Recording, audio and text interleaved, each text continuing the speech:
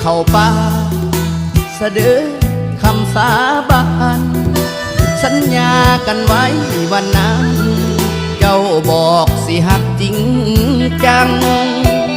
ลงเรือลำเดียวแล้วเจ้าไปบ่จอดหอดฟังผู้ชายที่มาทีหลังญาติเจ้าไปเจ็บใจแน่นอนโอ้ยยังไง